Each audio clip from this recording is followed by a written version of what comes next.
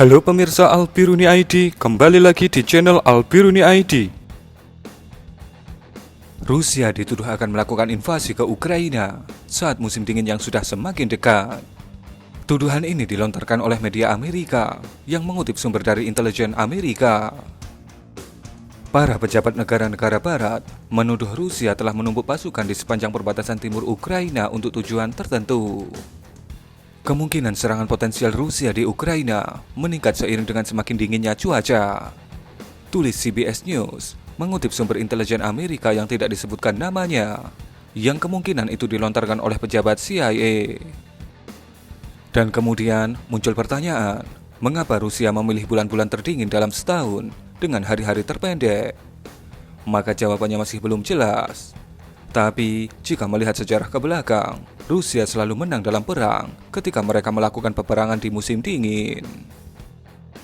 Menteri Pertahanan Amerika, Lloyd Austin, pada Rabu pekan lalu mendesak Moskow untuk lebih transparan dalam pengerahan pasukan di sekitar perbatasan Ukraina. Austin menambahkan bahwa dia tidak yakin tentang prediksi rencana dan tindakan Presiden Rusia Vladimir Putin mengenai penumpukan pasukan di perbatasan Ukraina itu. Ukraina awalnya menolak untuk mengakui laporan media Amerika tentang penumpukan pasukan Rusia. Tetapi kemudian mengubah pikiran mereka ketika pada kenyataannya Rusia terus mengirimkan pasukannya ke dekat perbatasan. Brigadir Jenderal Kirilo Budanov, kepala perwira intelijen militer Ukraina, mengatakan kepada Military Times pada Minggu bahwa Rusia siap untuk menyerang Ukraina pada akhir Januari atau awal Februari. Sebuah pernyataan yang cukup membuat ketar-ketir militer dan penduduk Ukraina.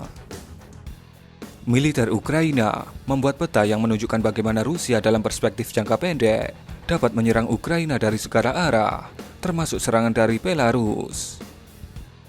Ketegangan yang meningkat antara Rusia dan blok Barat bertepatan dengan krisis pengungsi di perbatasan Polandia-Belarus.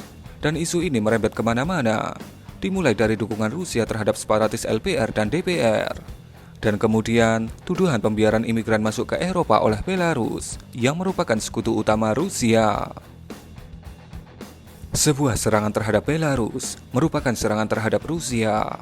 Begitu juga serangan terhadap Ukraina merupakan serangan terhadap sekutu utama NATO. Kita tunggu saja nanti saat puncak musim dingin di akhir Januari dan awal Februari. Apakah episode besar dan sejarah baru akan tercipta?